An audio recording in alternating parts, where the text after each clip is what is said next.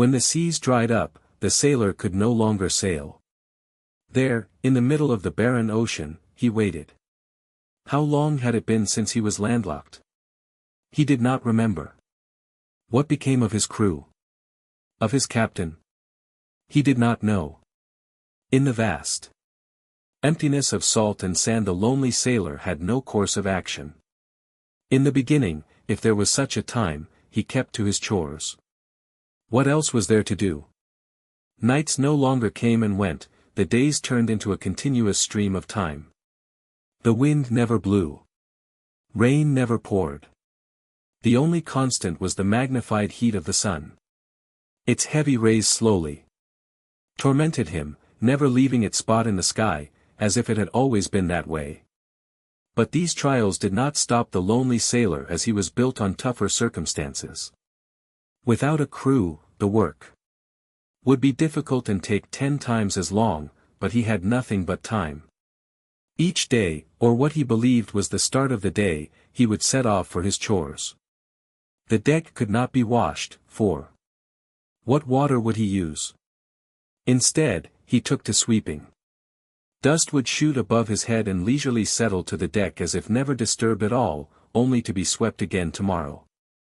Then he would move to inspecting yesterday's work, searching for imperfections. Loose knots and furled sails would be swiftly dealt with. Each time he pulled tighter, but they never seemed to stay. Chipped paint would be brushed over with a fresh coat. It took seconds to dry. And the boards would be waterproofed, as he believed someday the storm of storms would come and fill the ocean with water once more. These tasks were written down daily in the logbook, each page identical to the last. While at one point the lonely sailor kept to these chores religiously, the days now would be spent staring off into the horizon in pursuit of an oasis. In the crow's nest, he searched for his crew, his captain, the waves, the breeze, and his life. While he couldn't seem to find them, hunger and thirst found him. His stomach ached, but there were no fish to catch. His throat clawed at itself, but there was no rain to drink. His skin radiated heat from the devil's sun, but there was no wind to cool it. Lost in his mind, the lonely sailor imagined what his crew was like, what his captain was like. If he ever did have one.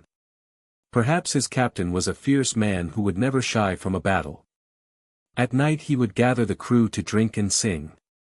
After they were good and drunk, the captain would play with a candle flame and tell tales of angelic mermaids leading desperate men to their demise, lost buried treasure from ancient civilizations, and ferocious giant squids that would make any man shake in his boots. Every man except for the captain, of course.